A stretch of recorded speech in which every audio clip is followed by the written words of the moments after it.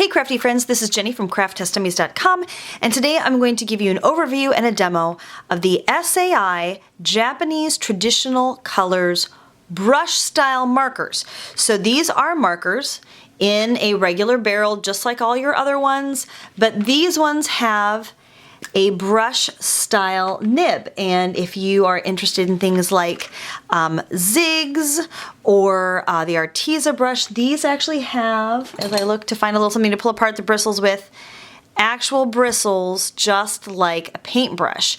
Now the marker ink is actually in this barrel. It's not something you can squeeze and push out. It's just like a traditional marker, but instead of a felt tip, it actually has this brush tip, which makes it really fun for lettering and coloring because you can get some nice thin little lines and also some thicker lines as well. So this particular pack I bought myself on Amazon. They were $27 for 20 colors. One has gone missing, but they come in a nice little reusable container with a snap type lid. You can see through them.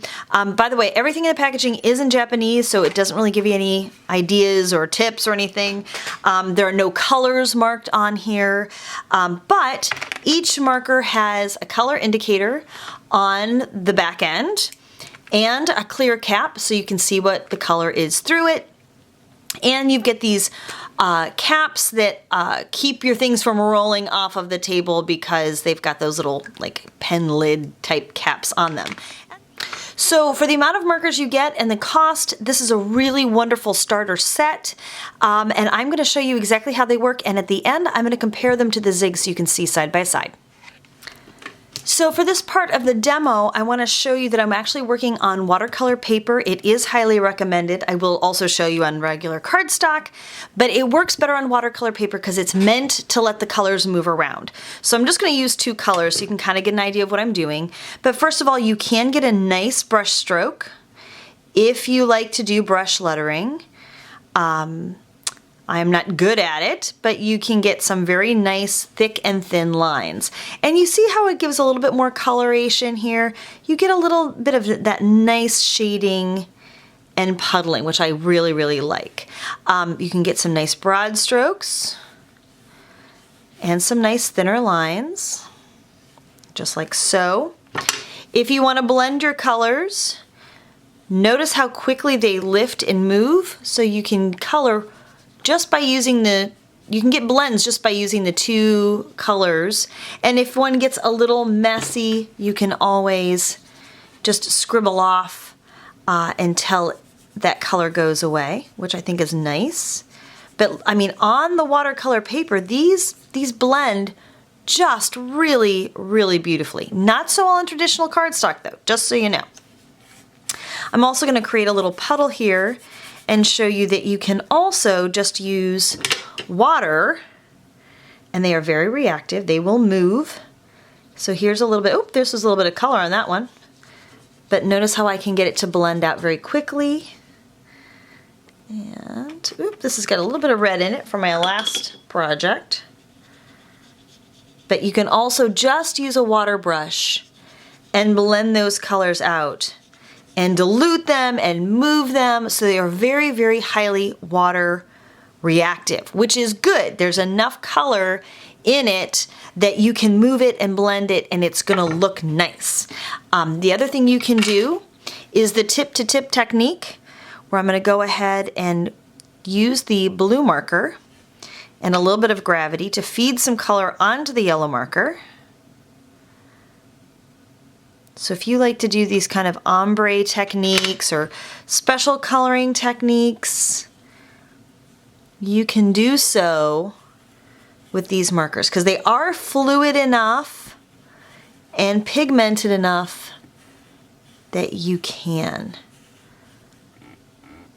There we go. So I just think that's a really kind of a fun technique that you can actually use with these markers. And again, for the price point, $27 for 20 markers, this is definitely what I would consider a value brand, but you can get a lot of mileage out of them. And if I add just a little bit more water, I can get an even better blend. So let me show you just a little demonstration here. I'm going to color these flowers. And I'm going to use my yellow marker because I love yellow. And I'm going to use a little bit of this red here. And what I'm going to do is just put down a little bit of color. So if you like to color images using your stamps, this is a great marker to use. Again, it's really inexpensive. It's the kind of thing too that you can share with your kids or your grandkids or take with you and not freak out. You know, if other people are using them, it's not like, oh, they're gonna ruin them because they're so expensive. But you see how I can get these nice color gradations just by using the two colors. And this kind of gives me a very bright, vivid piece style rose. Go ahead and add a little bit more red in the middle. And I'm going to get a little bit closer now. And this time I'm just going to show you with the red marker and water.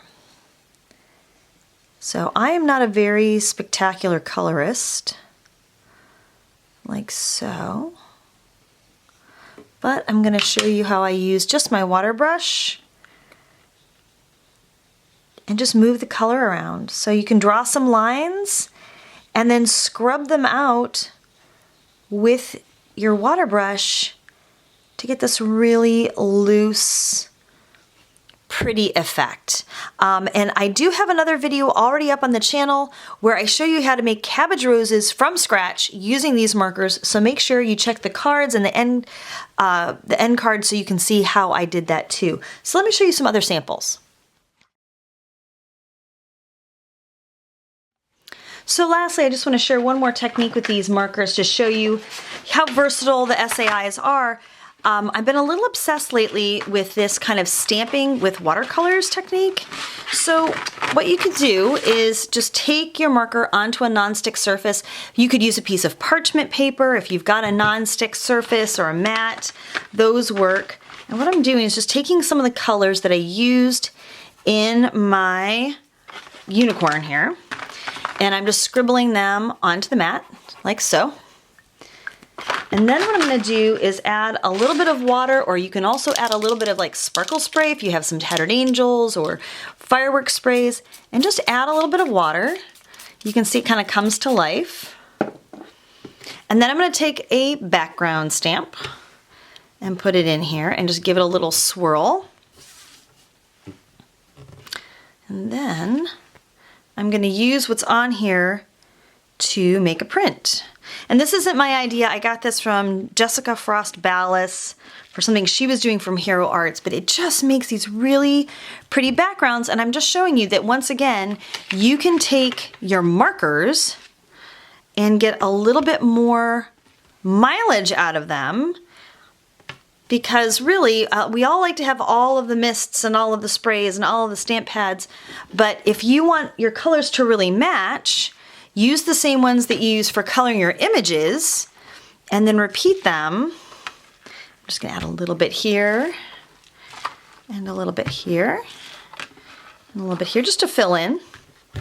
So that way all of your colors really they're exactly matchy-matchy. And you don't need to have 4 products, you just need to have your markers.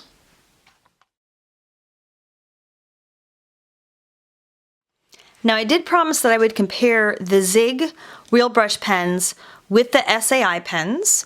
A lot of people love the Zig. I think the Zigs are a really great product.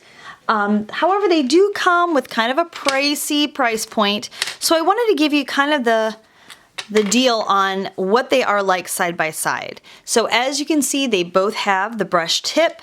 The Kuretake Zigs are a little bit fatter. These are a little bit longer. It's hard to tell exactly how much product is in them. The brush of the SAIs are a little bit bigger. So you can get a little bit bigger of a swath.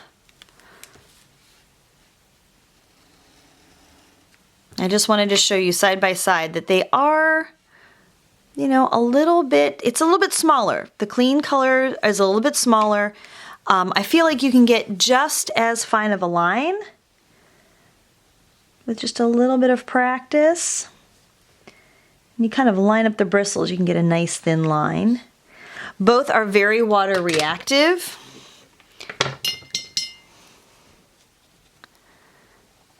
and blend. They even blend together. So if you already have the zigs, you probably don't need the SAIs. However, if you are looking to get started and the zig price point is putting you off a little bit, you may want to go with the SAIs. They're both Japanese style brush tip markers. They both are very water reactive, but the SAIs have a much better price point for people who are a little more budget conscious. So there you have it. I think they're an excellent group of markers for the price point. I highly recommend them. And hey, they're kind of cheap, so treat yourself. So thank you so much for watching. I hope you enjoyed this review and demo of the SAI watercolor brush markers. And make sure you check out some of those other videos too. Thank you so much for watching and have a crafty day.